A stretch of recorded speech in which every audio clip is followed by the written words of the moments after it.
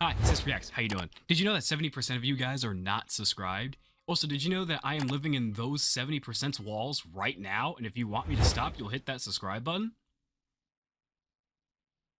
What is up, you awesome kisters? It's CistReactZ, guys. Today we're reacting to 3 really creepy true arcade horror stories. So make sure you guys hit that like button, subscribe to Mr. Nightmare, and comment down below. It's been a while since we reacted to videos like this. Story 1 by James Silvo.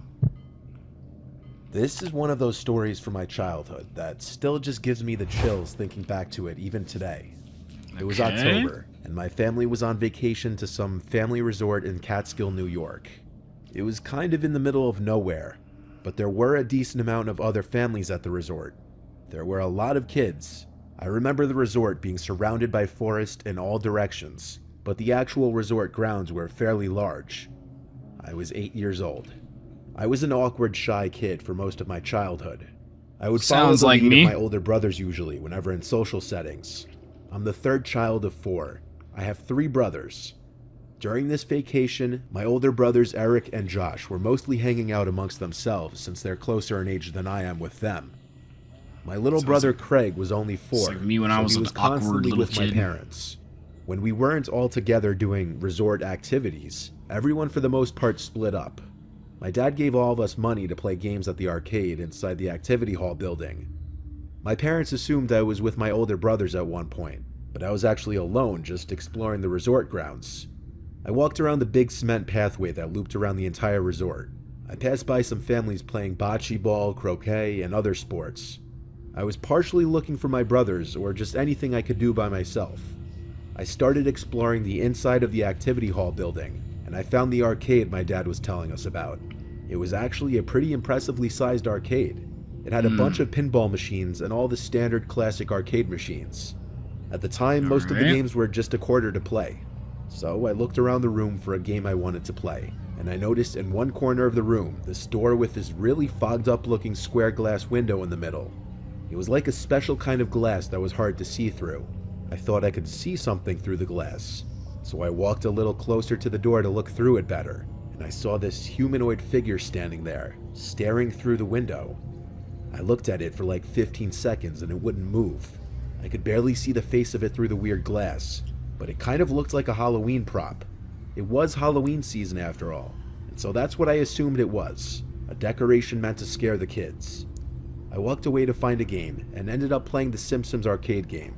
The arcade machine was in the line of sight of that door though, and I couldn't help but keep looking over to it every few seconds, still seeing that blurred image of the figure on the other side of the door. Don't tell me it's gonna be gone. If it was a decoration, it was doing its job and creeping me out.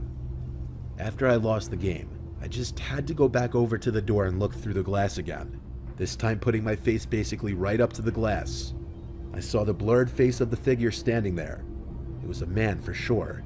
The neutral expression on the face suddenly changed to a smile, and I gasped in horror. Hell no. It was a real person. I ran halfway out of the arcade, then stopped and turned around. The blurred figure on the other side of the door was gone. Oh, hell no. I slowly walked back to the door and opened it. I was brought into this dark hallway. It just had this liminal, unexplainable feeling inside of it, and I was creeped out. I didn't see anyone in there, but it got so dark mere feet away from the door that for all I knew, there could have been someone hiding further down the hall. I went back through the arcade to where I came in from, and went straight back to our room and stayed there till my parents returned. Yeah, that's pretty much what I would have done. And I'm sure they found it odd. That night, when we all had dinner together in the dining hall, something disturbing happened. I noticed a man sitting alone at one of the nearby tables. He was facing me and looking at me. He had a plate of food in front of him, but I don't remember seeing him eating. When he saw me look back at him, he smiled. Oh no, not like the thing I saw on the other side of the door. Yeah. Even through that blurry glass, I felt like the face and smile matched. I quietly told my parents about the man, scared, and they looked back at the man, which caused him to stop looking over. My dad told me to just not look in that man's direction. Pretty soon the man got up and left, and he took one last look at me before he did. Oh, I tried my best to look away and pretend not to notice. That was the last time I saw that man on our trip. I look back on it and feel like he was most likely a predator. The way he just stood there still as a statue, watching me for so long. and then that creepy smile. If I'm right, I hope no children ever fell victim to him. It's stuff like that gives you like the chills, dude. For real. Story 2 anonymous. So the person who said this one wants to stay I anonymous. once dealt with a very bad stalker situation as a male when I was 23. I had met this girl Alyssa who was 19. I actually slid in her DMs on Instagram and it went from there. I was surprised she answered me because she had a lot of followers. Sorry, I got an important text while I was recording. It's crazy. Extremely clingy very quickly, which was a major turnoff for me. I started hanging out with other girls, and as I would get new followers, Alyssa actually texted me angrily about it, as if we were dating. She got mad at me for allegedly ignoring her texts, yet my follower count was going up from new girls. It was pretty comical at first. I didn't really let it bother me. I started talking to this girl, Meg. As our second date, we decided to go to Dave & Buster's. We drank a little before we went, so when we got there, we already kind of had a buzz going. We were playing the Basketball Connect 4 game. That's when my phone kept going off in my pocket. After the timer on the game ended, I checked my phone, and I got 3 texts from a random number and a picture. The picture was of Meg and I in front of the basketball game. The text said, "No way, I'm at Dave & Buster's too." What? And I went to text back. I saw the text didn't come from another iPhone, so it most likely meant it was sent from some kind of burner number app. I looked in the direction from where the picture was taken. My first assumption was that it was going to be Alyssa, but she wasn't there. It was just a few other groups of people playing different games. Okay. I replied, "Who is this?" But there was no response. I showed Meg the text and picture. Yeah, just outright hell no to all these stories so far. We went across above these stories so far. And it happened again. A few minutes into playing this new game, I got a picture texted to me with both of our backs turned to the person taking the picture, and they were maybe like 50 feet away from us when it was taken. It looked blurry though, like it was zoomed in. This time they sent a text saying, "My favorite game. Can you beat my high score, LOL." Okay. I told Meg to wait there. Why are people I walked to the area where the picture was taken from. I looked all around the immediate area, expecting to see Alyssa or honestly anyone I knew. But it was just a bunch of strangers. Some random lone guy playing some ticket jackpot game, this group of teenagers playing skee-ball. It was a normal scene. I replied to the text again asking, "Who is this?" Then I texted a few of my close friends a screenshot of the pictures, of course asking if it were any of them first. I believed them when they said it wasn't. It could have been anyone, but I did not see Alyssa in there. The person responded to my text, "Who do you think it is?" What do you think it maybe is? We should go to Meg, and she agreed. Yeah, Halo in there? Anyway. We left the building and went to my car. I got a text from the number saying, "Why'd you leave?" I didn't respond. We went to a nearby bar to continue our date, and after that, Meg actually came home with me. Meg and I were in my room when I got a text again. It was from the same number, another text and picture. The text said, "What a lovely house, come outside," and the picture was of my house. Hey, now, yo! This was a direct threat. Like, this was not a joke anymore. I wasn't sure if whoever it was still outside my house. Who has time and energy to be doing this? Downstairs. I grabbed my Glock 19 from my nightstand and charged downstairs and out the front door. I saw a big guy in front of the house with a big metal baseball bat in his hand. He was acting tough until he saw my gun. Then he dropped the bat and put his hands up. I yelled to Meg inside to call 911 as I had my gun pointed at the man. I recognized him to be one of the lone men at Dave & Buster's playing some ticket jackpot game, which now that I think about it, he was probably just pretending to be playing. I asked him who he was and why he was following me. He immediately said that he was Alyssa's brother, and that basically he was trying to stick up for his sister. I yelled at him that there was nothing to stick up for, all I did was stop answering her. He claimed that Alyssa told him that I hit her, which I screamed at him that was complete bullshit. I only hung out with her a few times and lost interest.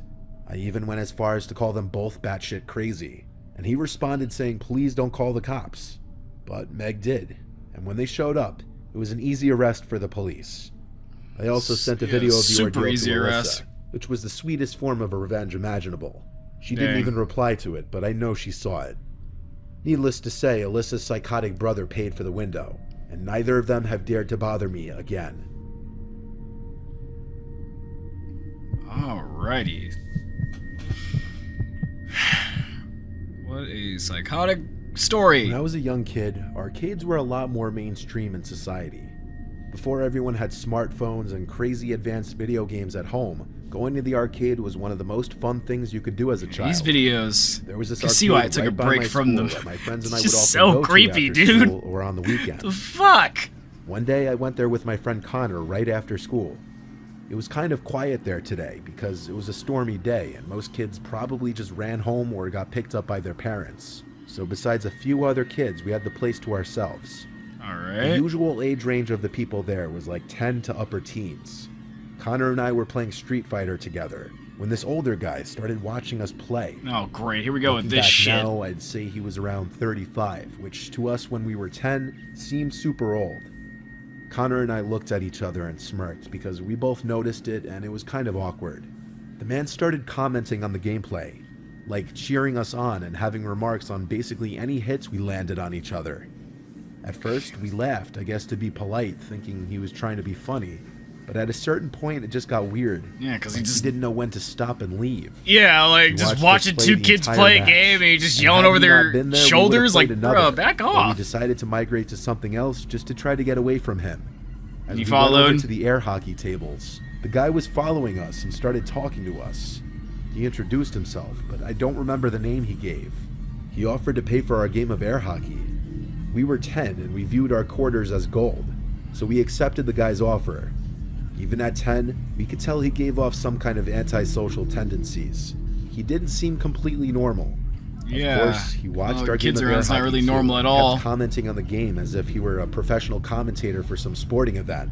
But it went from annoying to downright creepy when he started making physical contact. Oh, Started when I God. scored a point on Connor, and the guy What like the hell? congratulated me and put his hand on my shoulder. The hand stayed there for a few seconds actually. Outside I was smiling, but inside I wanted to tell him to get lost. I saw it in Connor's face too. Anytime one of us scored, he would go over to us and pat us on the back or shake our shoulders.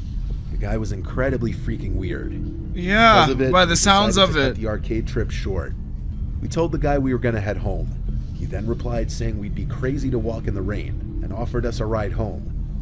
We didn't have cell phones Bet you back do then. wait till it As kids, rains we just were a to lot more pick independent. weird so we fully well children planned to you run home find in up. the rain. We thanked him, but said we live close, so we'll be all right. Bet you that's exactly what That that was our weirdo waits mistake, exactly for, not the lying and rain. saying we had a ride. We left outside into the rain and started to run towards my house. Connor was going to come over to hang out.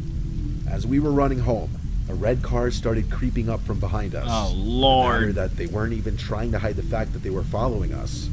He looked back at it and could see the man from the arcade behind the wheel. He pulled closer and yelled out his window, telling us to get in.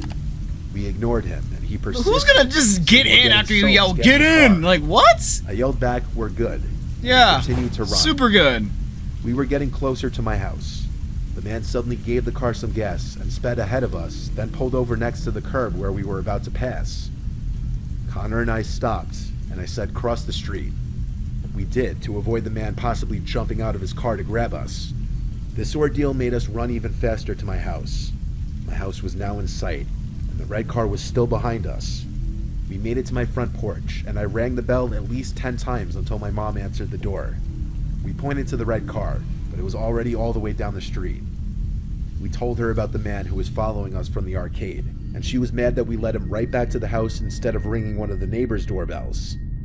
And she was right to say that, because the next day when I was leaving to walk I to mean, school, yeah, but like, where I else saw that you... red car parked a few Where else are you houses supposed to down go? on the He was side of the chasing street him. right away. I went inside to tell my parents, and while my mom called the police, my dad stepped outside and started angrily walking over to the car. As my dad was halfway towards the car, it turned on and sped down the street to never be seen by us again.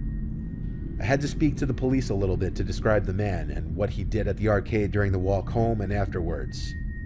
Sadly, my dad did not catch the license plate, but they did Dang. have the information on what kind of car it was. Still, I don't think they ever found that guy. He was clearly sick in the head. We were not allowed back at that Clearly. arcade by our parents, and the arcade owner was alerted of that man. Man, what creepy videos, dude? What creepy videos these are? If you guys want to see more top 5, top 3 horror stories or anything like that, make sure you guys hit that like button, comment down below, subscribe for more to Become a Kister today. See y'all later. Peace out. Let me know which one creeped you out the most.